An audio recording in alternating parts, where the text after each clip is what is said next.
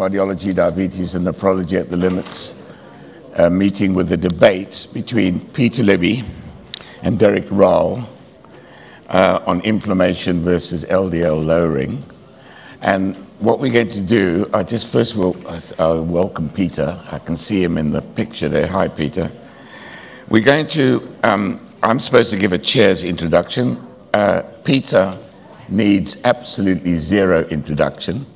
So I'm going to take the liberty of Peter. I'm not even saying how wonderful you are, because we do know that.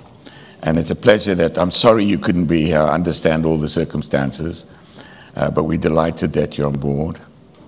And Peter's going to start off for 15 minutes, and then Derick Raal, where's Derick? Hi, Derick, will be introduced by yourself, Brian. We'll give 15 minutes, and then what will happen is we'll have some questions from the audience, and then hopefully a minute or two summary from each of the speakers. So, Peter, welcome. Can you hear us well? Can we hear you? I can hear you fine. Are you seeing my screen and hearing me? Yes, you're looking fantastic. I can see my screen. I'm so sorry I can't be with you in Wollaston Amphitheater. I have a great deal of nostalgia. Unfortunately, the dates coincided with the American College of Cardiology, which is why Mark Sabatine and Harmony Reynolds, who I saw yesterday in Washington, couldn't participate live. And I certainly hope that this is the last or near the last of these meetings that we will have to deal with remote attendance. So my charge, my brief has been to talk about inflammation versus LDL lowering in cardiovascular risk reduction. These are my competing interests. I do not accept any personal payment from pharma or device companies. So there's no question that LDL is probably permissive for human atherosclerosis. That is, if we had lifelong low LDL, we probably would have an orphan disease instead of a pandemic. And it also is causal. We have mountains of evidence of the causality of LDL. But that isn't the whole story. I've been asked to talk about inflammation, but then this is cardiology, diabetes, nephrology at the limits. There's also diabetes, there's chronic kidney disease, there's triglycerides, other components of the lipid profile beyond LDL. Now, if we look at our secondary prevention population and ask how many people have well-controlled LDL with current therapies and how many have remaining inflammation, which could be a new avenue for further reducing recurrent events, if you go from PROVE-IT, which was done with pravastatin versus atorvastatin, IMPROVE-IT, which added ezetimibe to simvastatin, and one of the PCSK9 trials with bococizumab. As we go forward in time, you can see that the people who have residual cholesterol risk, and that is defined as a CRP as an indicator of inflammation less than 2 milligrams per liter, but an LDL greater than 70 milligrams per deciliter, you see that the orange slice of the pie is decreasing as we get more potent and effective LDL lowering agents. Yet the blue portion of the pie, which is residual inflammatory risk with a CRP greater than 2, which is about the median for our population, and LDL less than 70, is actually growing as we gain better control of LDL. So over a third of our patients in contemporary, well-treated secondary prevention population will have residual inflammatory risk rather than cholesterol risk. And, you know, lipid lowering is not the only problem to solve, nor is it the only solution to the problem of cardiovascular risk. LDL lowering yields diminishing returns. We know as we double doses of statins, we only get a additional 6 or 7% decrement in LDL. And as you see here in this graphic that was prepared by Derick Raal, who did his fellowship with us at the Brigham, you see that as you reach the nether regions of LDL, that the absolute reduction in cardiovascular risk diminishes. So to address cardiovascular risk more fully, we need to recognize risk factors beyond cholesterol, and we should strive to individualize cardiovascular care. Now, even with the statins, not everyone responds. As a matter of fact, some people, as shown by the pink part of this waterfall plot from the Jupiter trial, when treated with 20 milligrams of rosuvastatin, will actually have an increase in LDL in trial. And individuals, the 17,000 individuals, half of them were treated with rosuvastatin in this trial. There were individuals that responded poorly and individuals who responded splendidly. So one size does not fit all in terms of our current mainstay of LDL lowering. Now, I've spoken at this meeting many times about inflammation and non-traditional risk factors beyond LDL. Triglyceride-rich lipoproteins, visceral or ectopic adipose tissue, the microbiome, we've had talk about that in this series in the past, and clonal hematopoiesis. Clonal hematopoiesis, as many of you are aware, is a newly recognized link between aging, cancer, and cardiovascular disease that was not even conceived of just a few years ago. To read about it in more depth, I refer you to this publication. But the story is that let's start at the bone marrow up here with stem cells in the bone marrow that can have a mutagenic effect. This is an acquired mutation, not something that we inherit, but perhaps due to exposure to environmental mutagens. That permits clonal expansion, and clones show up in the peripheral blood. And with age, these cells can accumulate. And by the time you're in your seventh decade, you begin your seventh decade, you have about a 10% chance of having one of these clones. So think of that next time you're in clinic, seeing your average clinic population, you're going to be seeing people with this condition. Now, why should we care about it here at a cardiology, diabetes, and nephrology meeting? It's because although you're on the road to leukemia because these mutations are in leukemia driver genes, the actual transition to acute leukemia is rather uncommon, less than 1% per year. But if you have one of these mutations, you have accelerated atherothrombosis and heart failure. And now every time you open a journal, there's a new cardiovascular condition that has been associated with clonal hematopoiesis. Just to put it into perspective, this is a compilation that Sid Jaiswal and I put together. And we're looking here at the hazard ratio, fully adjusted for other risk factors. See that age, of course, wins by a landslide here, increased hazard ratio with age as a risk factor. Type 2 diabetes is also quite substantial, but even beyond total cholesterol or hypertension is the presence of this clonal hematopoiesis condition. And I'm not going to go through all of the evidence, but some of these CHIP mutations appear to act by inflammatory activation through the NLRP3 or AIM2 inflammasome and downstream interleukin-6 or IL-1. So CHIP arises from these somatic mutations, but also we're aware that inflammatory signaling in the bone marrow niche also accompanies atherosclerosis.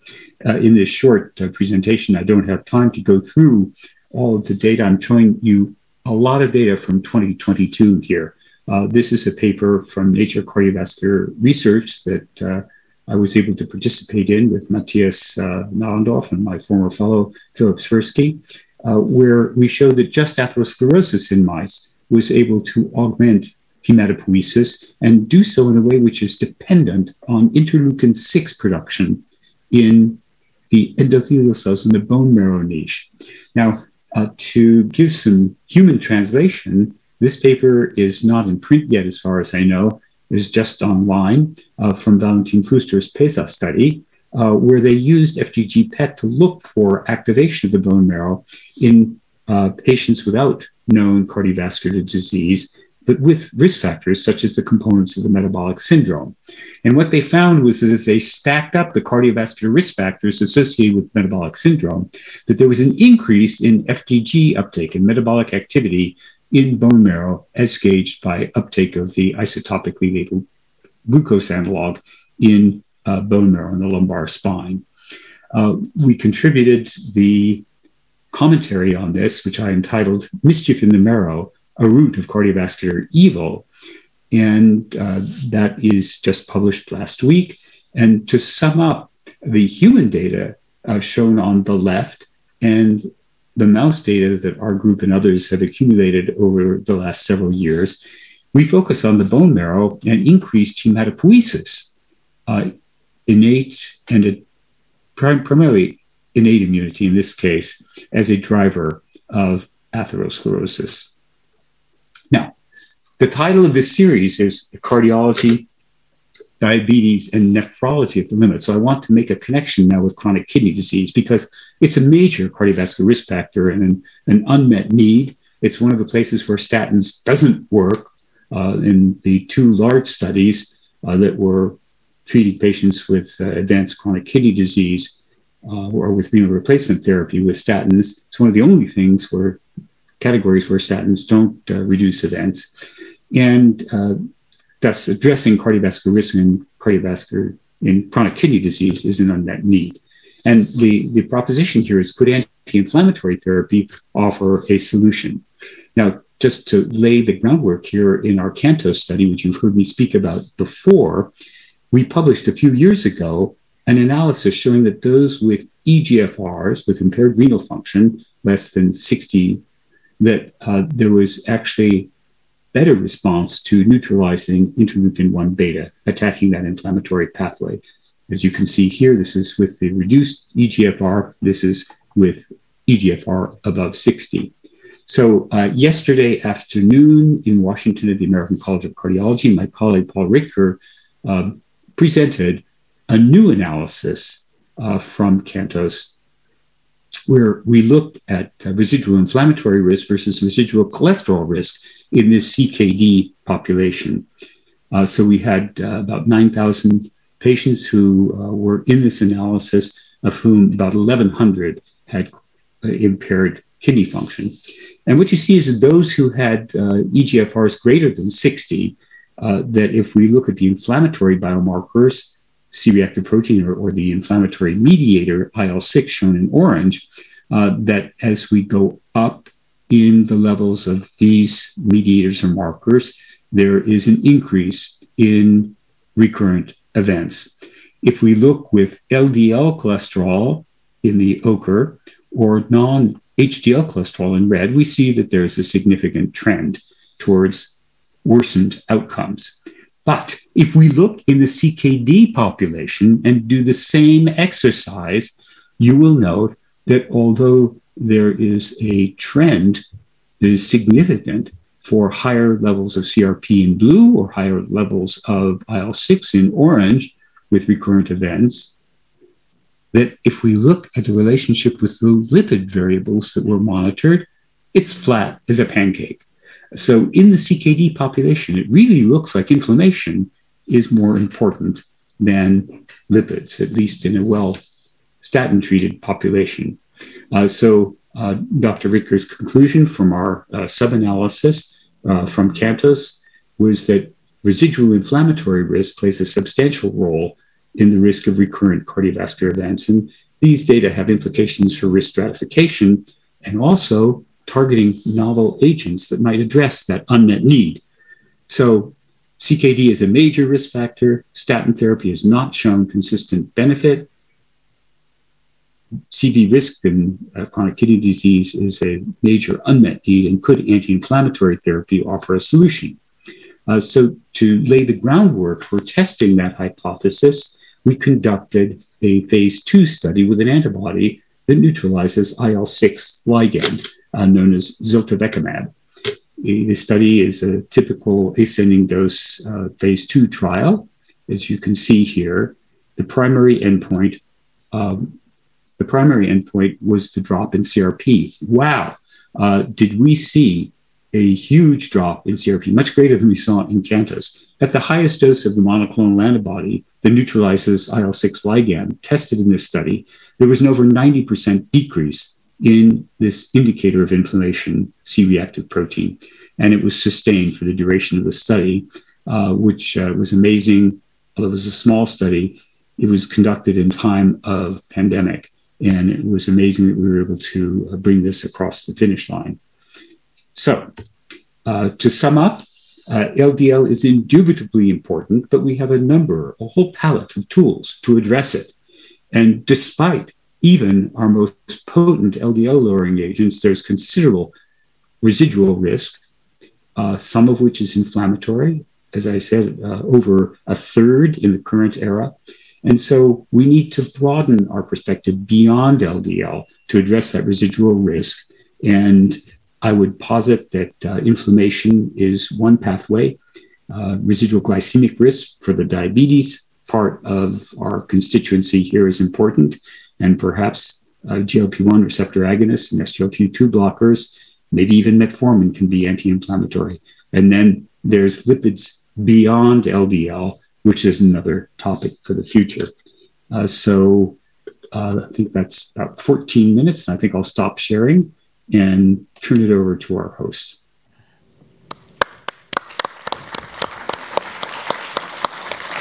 Thank you.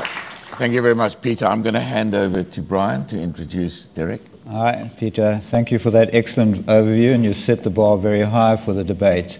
And I would like to introduce a fellow colleague from South Africa, Professor Derick Raal, who's head of the Division of Endocrinology and Metabolism and Director of the Carbohydrate and Lipid Metabolism Research Unit of the Faculty of Health Sciences, University of Witwatersrand. And he has a major interest in treatment of lipid and understanding lipid disorders. So Derick, your response to Peter Libby.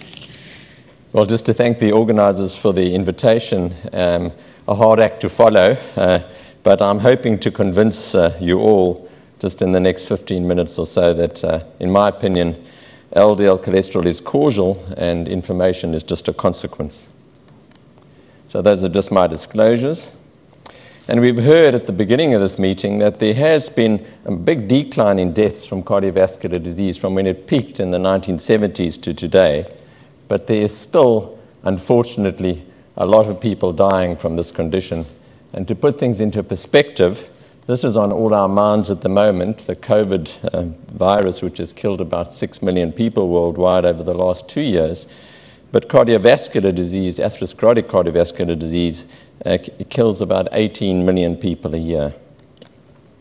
When I was at medical school, this was what I was taught, the big five causes for atherosclerosis: hypertension, smoking, obesity, diabetes, and dyslipidemia. You'll notice there's no inflammation there.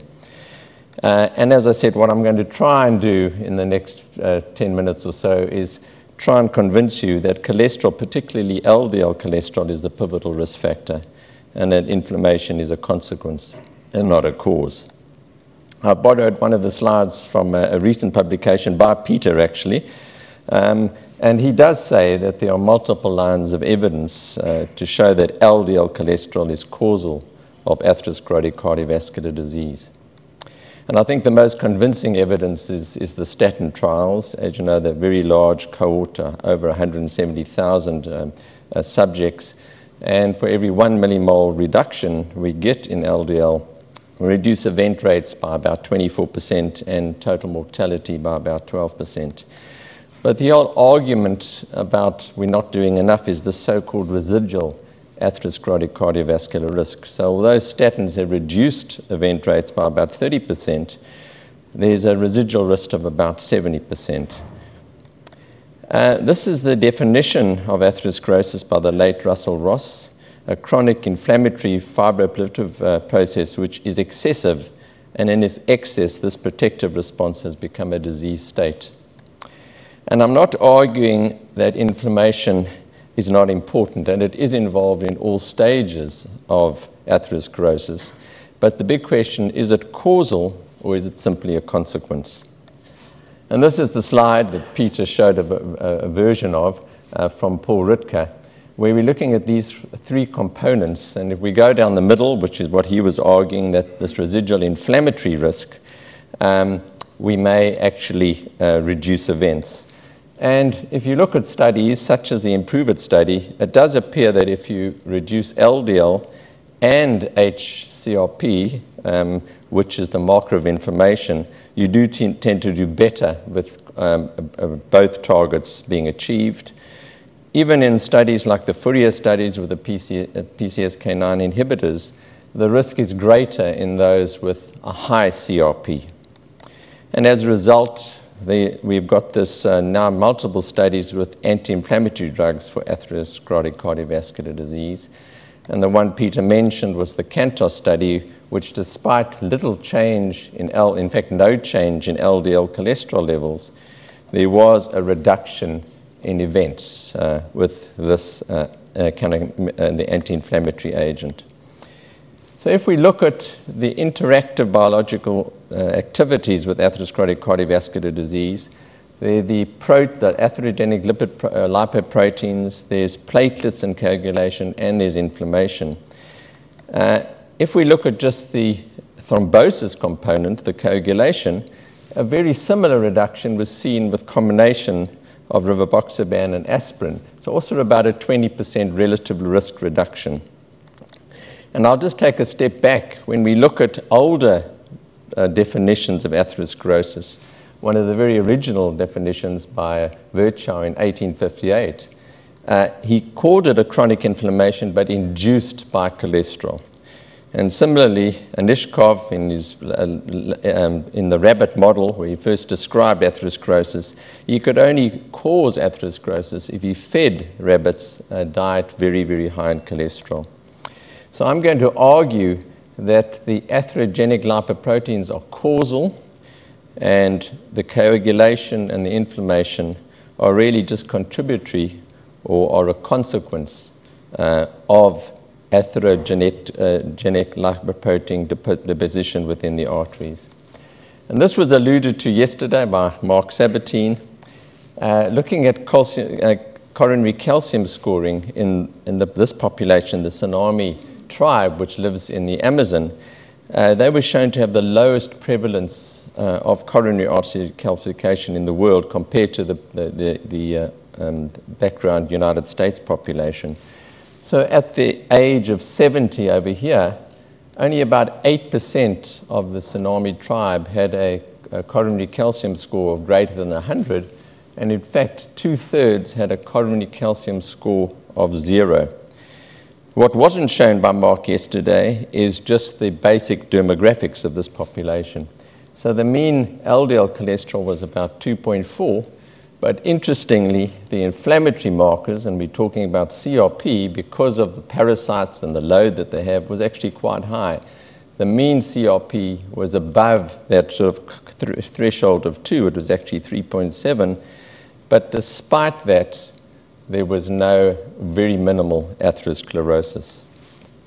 And similarly, if you look at genetic studies, this was from Berg Nordenskott in Sweden. If you're born with a slightly higher C-reactive protein because of genotyping, and you model your theoretically predicted risk of atherosclerotic cardiovascular disease and look at the observed rate, you can see that if you're born with a high CRP, it doesn't predispose. So is the CRP a result of, or is it the cause?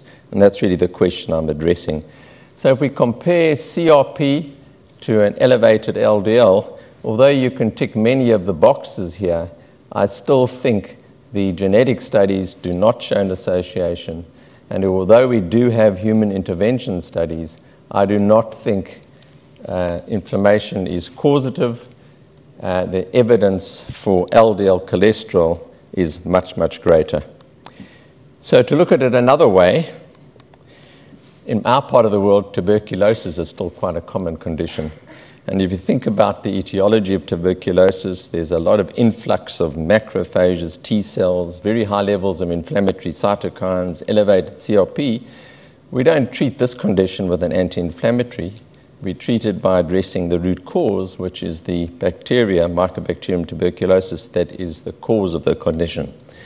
And likewise, I think in terms of atherosclerosis, we should be addressing the root cause, which is eliminating the atherogenic lipoproteins.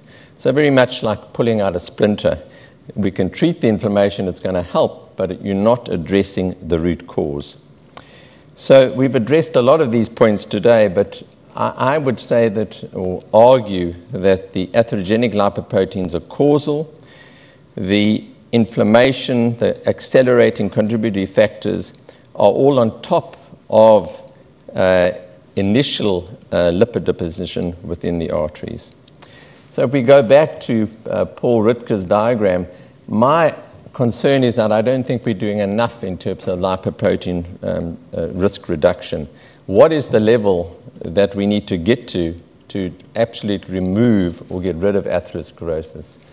And I think we've got to go much lower than we previously or that we are currently doing. So we need to address not only LDL, but residual lipoprotein risk. We need to really get LDL cholesterol down. Peter alluded to briefly the remnants, the triglyceride-rich particles, and then what's also becoming very topical now is lipoprotein little a. And this is also from his very recent articles, where you probably have to address all these components, but they're all the lipids. There's nothing to do with the inflammation there. It's the different lipids that are contributing to atherosclerosis within the artery. And the genetic studies are pretty good. So if we look at validated lipoprotein targets, we've mainly been concentrating on that. But there are other targets now, Lp(a), ANGPTL3, and ApoC3, which we could also target in terms of reducing atherogenic lipoproteins. So I think we've got to look at tailored therapy. We've got to not only address cholesterol there, but the remnants as well as lipoprotein a. So just to remind you all, in the fasting state, most of us, the main lipoprotein within the circulation is LDL cholesterol, and that's why this is still the primary target. For most of us, there's very few remnants in the fasting state. This is the tiny fraction of lipoprotein a, so it's going to be very interesting to know if the studies that reduce Lp(a) are going to really reduce risk for atherosclerotic cardiovascular disease.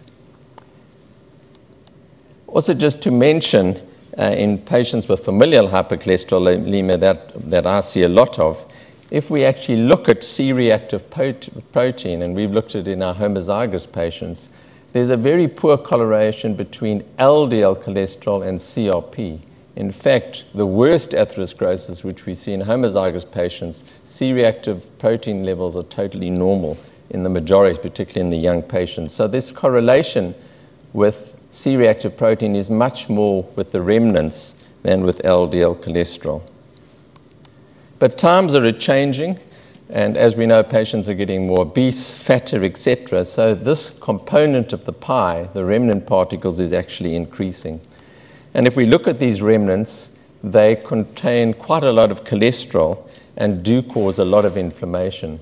So this is just a slide from Berg and Nordenstraat again, is that the remnants are more involved in inflammation than LDL cholesterol. So probably a component of the inflammation is much more likely due to these remnant triglyceride risk particles. And that's why we need to address all these components if we really want to eradicate atherosclerotic cardiovascular disease. And I think we're going to be able to do it with these new therapies that are becoming available to us, these RNA-based therapies. And this was discussed briefly yesterday. One such therapy is a drug like inclisiran, which by being administered only once or twice a year will reduce LDL cholesterol by about 50%. I was involved in this study called the ELIPS study with the ANGPTL3 inhibitor, evinacumab, a remarkable drug that lowered LDL cholesterol by about another 50% in patients with homozygous FH. But this group of drug is probably a much wider, it's not only for elevated cholesterol, but it may also be able to reduce the remnant particles that we see. And this very interesting paper that was published a few years ago looked at a combination of ANGPTL3 inhibition, PCSK9 inhibition, and statin therapy, and at least in an animal model, virtually got total regression of atherosclerosis, more than 90% regression. So I mentioned Lp(a), and that's also an important target, and there are drugs, the evidence is good, and there are drugs that are now being developed to also reduce Lp(a). And this is the last slide I borrowed also from Peter's recent publication, is that we have to address all these targets, and probably we're going to be able to do it with much, much less infrequent use of these newer therapies. So then just lastly, are we going to get rid of atherosclerotic cardiovascular disease? And this is taken from many years ago, 1996, Goldstein and Brown wrote an editorial when statins was first discovered, that with the use of statins, heart attacks were going to be gone with a century. We know that hasn't happened, and I think one of the main reasons is that we are treating too little too late. As John Deanfield said in the very first lecture of this meeting, I really think we're not treating early and aggressively enough. For example, if you look at the statin trials and the PCSK9 inhibitor studies, the average age in those trials was about 60 years. So there's a lot of atherosclerosis by the time you're 60 years old. We need to start much earlier. This is from Jonathan Cohen. If you happen to have a mutation in PCSK9, a loss of function mutation, and you have, on average, an LDL cholesterol that's at about a third lower, but from birth as opposed to from the age of 60, you can reduce coronary event rates by not 10 or 20%, but by nearly 90%. And this is Brian Ferensworth once again. If we start early, if you just halve LDL cholesterol, but from a very early age, which you can easily do with a statin, you can reduce lifetime risk by 90% or more. And I think we are now getting that sort of evidence, and this is from the Dutch cohort from patients with familial hypercholesterolemia. If you look now, the children that are being started with early treatment for familial hypercholesterolemia are now outliving their parents and have the same mortality as the background healthy population. So I think we've got to start early. We've got to eliminate atherogenic lipoproteins, not just reduce them. And I really think we're not getting low enough in terms of LDL reduction. We've got to get much lower, down to these sort of levels. And how low do we need to go? Goldstein and Brown estimated that in terms of normal cellular function, an ideal LDL cholesterol in the circulation is about 0.6. So not the current target of 1.8 or even 1 millimole per liter. And in order to address that, we're going to have to think about personalized medicine and these newer therapies that we can give much less frequently. So lastly, should we be treating inflammation to prevent atherosclerotic cardiovascular disease? And if so, how? I think inflammation is extremely important. We need it. I mean, when we get an infection, when we get COVID, inflammation is extremely important to help us fight off infections. And if we're going to have anti-inflammatory drugs to prevent that, the potential side effect is, as you know, is increased infections. So should we be using all these expensive newer drugs that IL-6 blockers, IL-1 beta blockers in terms of reducing inflammation? I thought I'd end just with this interesting paper that I recently saw by Christopher Baum, looking at the number of modifiable risk factors and CRP levels. And these risk factors are overweight, poor diet, smoking, lack of physical activity. And the more of these factors you have, the higher your CRP level. So looking at it another way, BMI is extremely important in terms of raising CRP. So just to end, I think the fuel is the atherogenic lipoproteins, that's LDL cholesterol. That's what's causing this disease. If we want to put it out, if we want to stop the inflammation, I don't think we should be going the way of medications. I think we can try and get people to lose weight. We need to address the metabolic syndrome, type 2 diabetes. Those are aggravating this condition, but they're not causing it. So these are my closing arguments. I think atherogenic lipoproteins are the pivotal risk factor for atherosclerotic cardiovascular disease. Residual atherosclerotic risk may well be the result of treating too little too late. In order to reduce atherosclerotic cardiovascular events further, we need to be much more aggressive in terms of lowering these lipid fractions. I do not believe inflammation is causal, but it's a consequence. I don't think there's a need for anti-inflammatory therapies for the treatment or prevention of atherosclerotic cardiovascular disease, and rather inflammation can be reduced with lifestyle change and weight loss. And with that, I rest my case.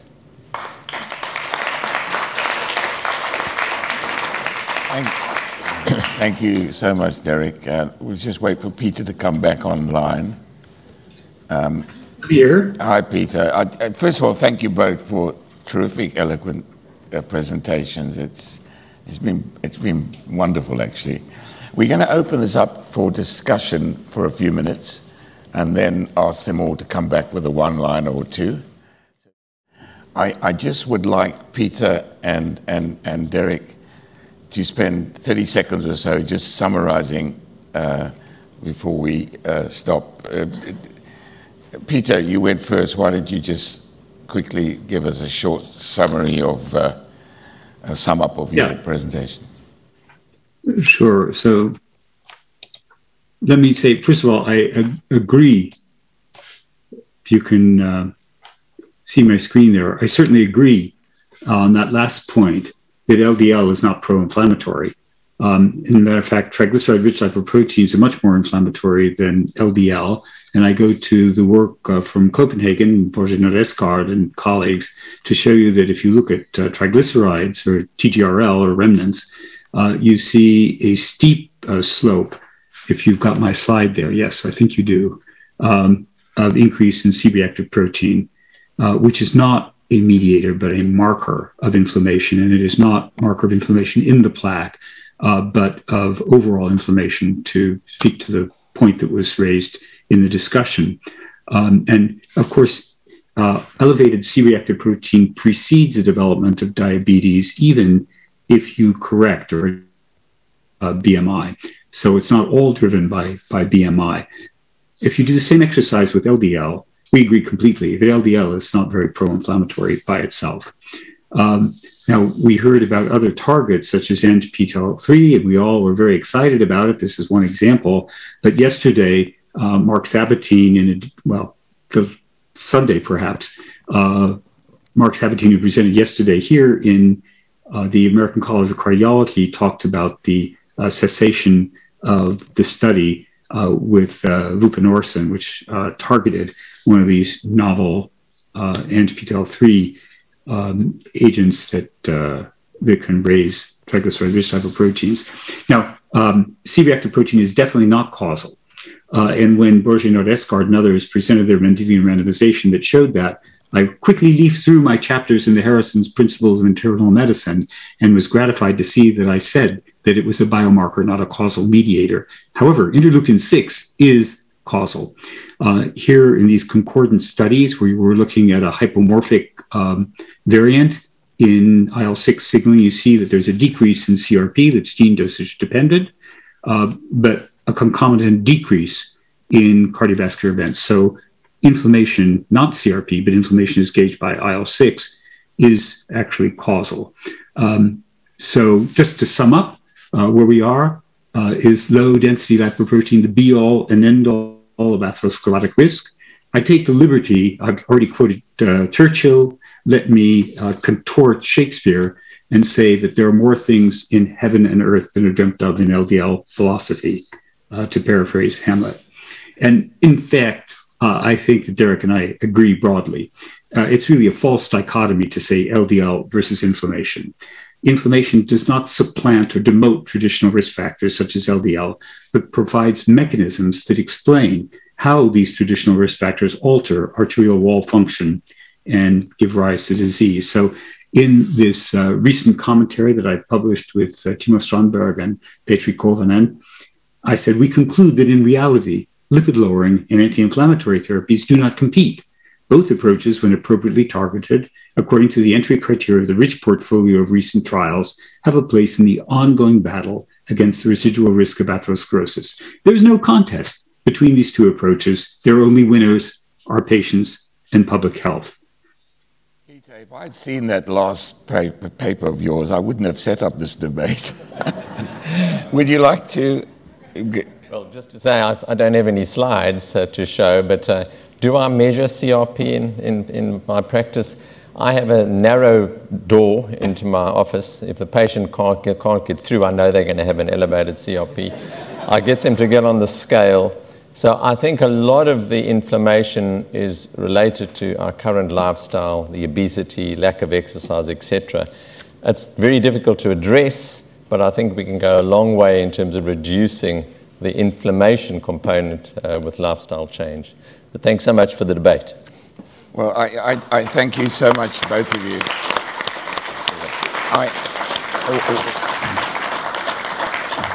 One thing I won't do is ask everybody for a show of hands of who won, because these are two friends of mine, and I want to maintain friendship with both of them.